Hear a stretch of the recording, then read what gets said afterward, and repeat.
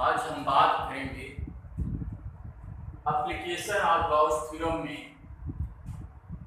Electric field near infinitely long wire. यानी एक long wire से वायर पे अगर उसके +2 कूलम्ब का पॉजिटिव चार्ज दे दिया गया है, या आप कह सकते हैं पॉजिटिव चार्ज दे दिया गया है उस वायर को, तो उसके कारण उसके नियर, उसके नज़दीक हम क्या करते हैं, इनफाइनाइटली लॉन्ग वायर, अगर ये लंबा वायर है और उसकी नियर अबाउट हमें क्या होगा, इलेक्ट्रिक फील्ड को हम कैसे फाइंड करते हैं, ये हमको पता करनी है। तो देखिएगा इलेक्ट्रिक फील्ड हम फाइंड करते हैं कैसे। सबसे पहले ये कंसीडर कर लिया जाए कि ये आपका लीनियर चार्ज डिस्ट्रीब्यूशन होता क्या है, उसके बारे में थोड़ा समझ लिया जाए। तो ये क्या होता है कि अगर कोई एक वायर होता है, पतला सा वायर है या एक लंबा वायर है आप कह सकते हैं, तो ये वायर को अगर हम क्या करते हैं, पॉजिटिव चार्ज दे देते हैं, तो इस तरह से हम इस पर क्या करते हैं, पॉजिटिव चार्ज दे देते हैं। अगर पॉजिटिव चार्ज दे दिए तो इस पॉजिटिव चार्ज पर ध्यान रखिए, इस पर हम क्या किया, पॉजिटिव चार्ज दे दिया। अब देखिए क्या है कि अगर यहाँ से यहाँ तक की लेंथ 1 मीटर मान लें, फिर यहाँ से अगले पॉइंट की 1 मीटर मान लें, फिर अगले पॉइंट पे फिर क्या होगा 1 मीटर मान लें, ऐसे से मान लेते हैं, तो क्या होगा कि पर यूनिट लेंथ पर जितना चार्ज प्रेजेंट होता है, यानी जितना आवेश क्या होता है, उपस्थित होता है, उसी को हम क्या कहते हैं, लीनियर चार्ज डिस्ट्रीब्यूशन कहते हैं। यानी the presence of charge per unit length is known as linear charge distribution. या आप कह सकते हैं कि ये बातें, या ये कह सकते हैं कि पर यूनिट लेंथ पर जितना चार्ज आपका प्रेजेंट होता है, उसी को हम क्या कहते हैं, लीनियर चार्ज डिस्ट्रीब्यूशन करते हैं। अगर मान लेते हैं इसकी एल लेंथ पर क्यू कूलम्ब का चार्ज प्रेजेंट होता है, तो linear charge distribution lambda equal to Q by L हो जाता है। ये देखिए, यानी एल लेंथ पर क्यू चार्ज आपका प्रेजेंट हो, उपस्थित हो, स्मॉल एल की लंबाई पर अगर क्यू कूलम्ब का आवेश उपस्थित होता है, आवेश यानी चार्ज उपस्थित होता है, तो उसी को हम क्या कहते हैं, सारे इसको हम लैम्डा को क्या कहेंगे, लीनियर चार्ज डिस्ट्रीब्यूशन बोलते हैं, लैम्डा से डिनोट होता है। अब हम बात करेंगे electric field near infinite long wire. अगर एक लॉन्ग वायर है, उस पर हम क्या करते हैं, एप्लीकेशन अगर यूज करेंगे गाउस थ्योरम का, और उस थ्योरम के, गाउस थ्योरम के अकॉर्डिंग हम इलेक्ट्रिक फील्ड को प्रोड्यूस कर पाएंगे। कैसे, जरा समझिए। ये कंसीडर कर लिया एक लॉन्ग वायर है, लॉन्ग वायर है, ऐसे मान लेते हैं कि बहुत बड़ा ही, ये देखिए इस तरह से बड़ा। इसका ये मतलब नहीं है कि मतलब लंबा है, लेकिन ये आप नहीं कर सकते कि इनफाइनाइट का मतलब इतना नहीं है कि मतलब आप जो कंसीडर करेंगे, जो लेंथ यहाँ से हम कंसीडर करेंगे, उसके कंक्लूजन में इनफाइनाइट लेंथ का हो जाता है। क्योंकि ये जो आप इस वायर के जो नज़दीक हम पॉइंट लेंगे, क्योंकि ये हेडिंग है electric field near infinitely long wire, यानी अगर इसके नज़दीक अगर हम वायर लेंगे तो ये लेंथ काफ़ी बड़ी हो जाएगी, तो वो कंसीडर की जाती है, कौन सा, इनफाइनाइट लेंथ की कंसीडर की जाती है। तो ऐसा नहीं कि इधर मान ले कहीं बहुत दूर तक चला गया, इधर मान ले बहुत दूर तक चला गया, ऐसा नहीं, तो इसके कंपेरिजन में माना जाता है। तो यहाँ पे क्या कि ये ऐसा है कि इसे पॉजिटिव चार्ज दे दिया जाता है, यानी यहाँ पे ऐसे इसको हम पॉजिटिव चार्ज दे देते हैं। ये देखिए पॉजिटिव चार्ज इसको दे दिया हमने, तो जब पॉजिटिव चार्ज दे दिया तो इसके नियर अबाउट हम क्या करते हैं, इससे स्मॉल आर की डिस्टेंस लेकर के यहाँ एक पॉइंट पी कंसीडर करते हैं, और इसी पॉइंट पी पे हमको क्या है, इस लेंथ वायर के कारण यहाँ पे इंटेंसिटी ऑफ इलेक्ट्रिक फील्ड को फाइंड करना। अब देखिए इस तरह से स्मॉल आर ले लिया, अगर ऐसे स्मॉल लेंथ ले लिया, अगर इस तरह का एक लेंथ L कंसीडर करें, ये लेंथ L कंसीडर करें, इसको ऐसे रोटेट कर दें इसके राउंड, इस वायर के राउंड ऐसे है, और इस तरह से हम इसको क्या किया, रोटेट कर दिया, तो ये सिलेंड्रिकल बन जाएगा, यानी गॉसियन सरफेस का कंस्ट्रक्शन कर दिया। तो जब हम स्मॉल एल लेंथ लेकर के, ये लेंथ स्मॉल एल की लेकर के, और इस पर हम गॉसियन सरफेस का कंस्ट्रक्शन इसी तरह से मैंने कर दिया, तो ये जो होता है कंस्ट्रक्शन कर देते हैं तो पूरी तरह से सिलेंड्रिकल हो जाता है, इस तरह से वो सिलेंड्रिकल हो जाता है। तो इस सिलेंड्रिकल पर अब यहाँ पे चाहे नीचे माने और चाहे यहाँ पे ऊपर की तरफ, यहाँ से स्मॉल एक तरफ आप मान सकते हैं, कंसीडर कर लिए कि यहाँ पे पॉइंट P है, इस लेंथ पर एक पॉइंट P है, और यहीं पे हमको क्या करना है, इलेक्ट्रिक फील्ड निकालना है, और उसकी लेंथ क्या है, स्मॉल r है। अब इस पॉइंट P पे थोड़ा बड़ा लिखते हैं, पॉइंट P पे अगर ये सरफेस यहाँ पे कंसीडर कर ली जाए, यहाँ पे एक सरफेस कंसीडर कर लिया जाए, और जो ds है तो इसका अगर वेक्टर क्वांटिटी, इसका एरिया वेक्टर ड्रा करेंगे तो ये ऐसे हो जाएगा ds वेक्टर। अब ये देखिए इस डायरेक्शन में हो गया ds वेक्टर, और इसी चार्ज के कारण उसी के डायरेक्शन में यहाँ पे इलेक्ट्रिक फील्ड प्रोड्यूस हो रहे हैं, ई वेक्टर, ये ई वेक्टर और ds वेक्टर, क्योंकि यहाँ से इलेक्ट्रिक फील्ड देखिए, इलेक्ट्रिक लाइन ऑफ फोर्स ऐसे बाहर निकलेगी, ऐसे भी बाहर निकलेगी। अब यहाँ पे देखना है तो ऐसे इस तरह से फील्ड प्रोड्यूस होगी, ई वेक्टर और ds वेक्टर दोनों का डायरेक्शन सेम हो जाएगा। जब दोनों का डायरेक्शन सेम हो जाएगा, और यहाँ पे अगर हम मान लेते हैं, यहाँ पे अगर हम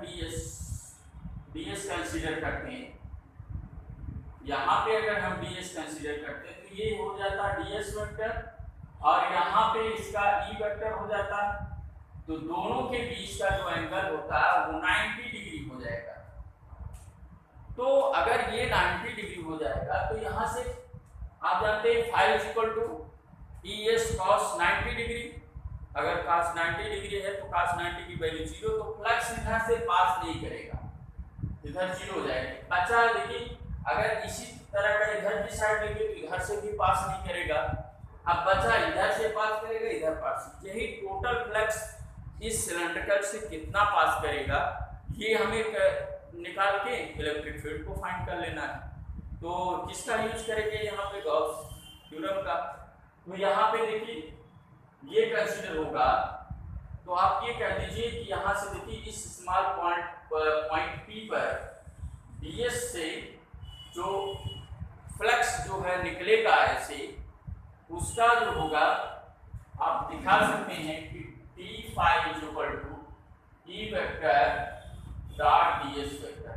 अब ये पढ़ चुके हैं, दोनों वेक्टर क्वांटिटी हैं और दोनों को डॉट लेते हैं तो उसके मैग्नीट्यूड स्केलर प्रोडक्ट को शो करता है, यानी स्केलर क्वांटिटी यानी कितनी मात्रा में फ्लक्स से निकल रहा है, ये बातें हो रही है। तो कितनी मात्रा निकल रहा है ये बात है, तो d phi equal to E vector dot ds vector. तो चलो इसी को हम ब्रेक कर देते हैं, जैसे फार्मूला पढ़े हैं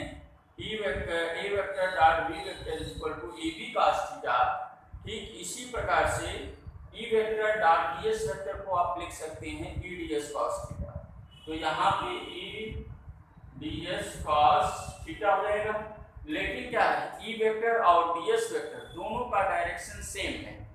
जब E वेक्टर और ds वेक्टर दोनों का डायरेक्शन सेम है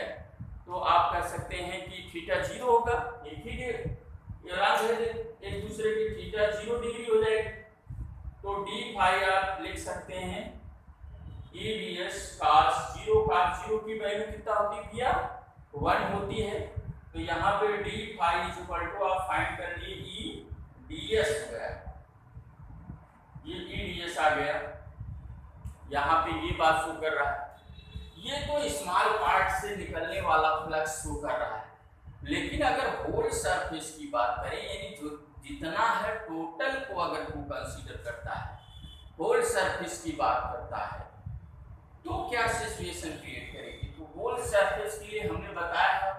क्या करेंगे, इंटीग्रल कर देंगे। यहाँ पे आप क्लोज इंटीग्रल आपका हो जाएगा इसका, यहाँ पे close integral D phi equal to आप लिख सकते हैं close integral E into D S, ये आ जाएगा। अब यहाँ पे देखिए क्या होगा, D phi equal to E को बाहर कर लें, इंटीग्रेशन ऑफ डी एस हो जाएगा क्लोज इंटीग्रल, यानी पूरे सरफेस को लेकर यहाँ शो करता है फाई का क्लोज इंटीग्रल जो सिंबल होता है। तो अब ये बात हम करेंगे कि यहाँ पे अगर इंटीग्रेट करेंगे तो ये वैल्यू आ जाती है फाई, और ई तो आपका ऑलरेडी कांस्टेंट है ही है।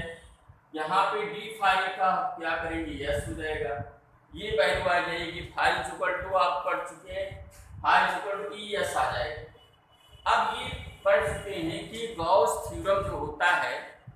वह ये होता है कि अगर इससे जितना भी फ्लक्स निकलेगा उसके अंदर उपस्थित इसके यहाँ से यहाँ तक जितना भी चार्ज प्रेजेंट होगा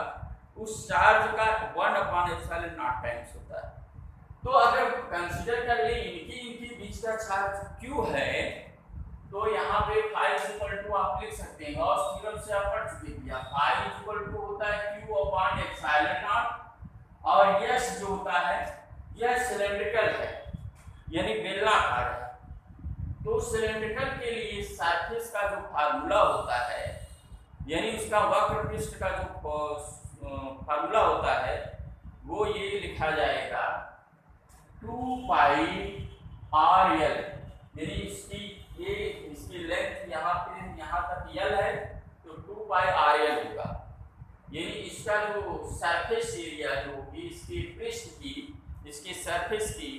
तो यस इक्वल टू 2πRL आ जाएगा। तो यहाँ पे यस इक्वल टू 2πRL देखिएगा आप, फाई इक्वल टू क्या पढ़ेंगे इसमें, phi equal to Gauss theorem से Q/ε0 और यस इक्वल टू 2πRL होता है, यस इक्वल टू 2πRL होता है। तो वैल्यू रख दें यही दोनों इसी में, देखते हैं क्या आता है तब वैल्यू रखने के बाद। तो फाई की वैल्यू Q/ε0 इनटू यस की वैल्यू 2πRL, तो यहाँ पे E इक्वल टू करेंगे तो 1/2πε0 भी है, RL इंटू देखिए Q भी है, E इक्वल टू करें Q/2πε0, Q देखिए RL होगा। तो Q/L को हम क्या कहते हैं भैया, the presence of per unit charge of the finite length या long wire is known as linear charge distribution. तो इसको हम क्या कहेंगे, लैम्डा कहेंगे। तो यहाँ पे E इक्वल टू आपका आ जाए क्या 1/2πε0 लैम्डा बाई R, ये आपका आ जाएगा न्यूटन पर कूलम्ब। ये वैल्यू आपकी जो होगी प्रूफ हो जाएगी, ये इलेक्ट्रिक फील्ड आ जाएगा। लेकिन अगर इसे वेक्टर फॉर्म में लिखना चाहें तो कैसे हम दिखाएंगे, ये तो हमें फाइंड कर लिया हमने। अगर इनको हम वेक्टर फॉर्म में दिखाएं तो देखिए क्या होता है, R कैप इक्वल टू होता है R वेक्टर अपॉन R। अगर यहाँ से R cap upon R vector करते हैं तो ये 1/r हो जाएगा। अब यहाँ पे 1/r है, 1/r की जगह पे वैल्यू रख दें तो क्या आएगा, E equal to 1/2πε0 lambda into 1/r, यहाँ पे लैम्डा इंटू कर दिया 1/r, तो 1/r की जगह वैल्यू रख दें तो ये वेक्टर फॉर्म हो जाएगी 1/2πε0, इसकी जगह पे कर देंगे lambda into R cap upon R vector, ये आ जाएगा न्यूटन पर कूलम्ब। Okay, thanks.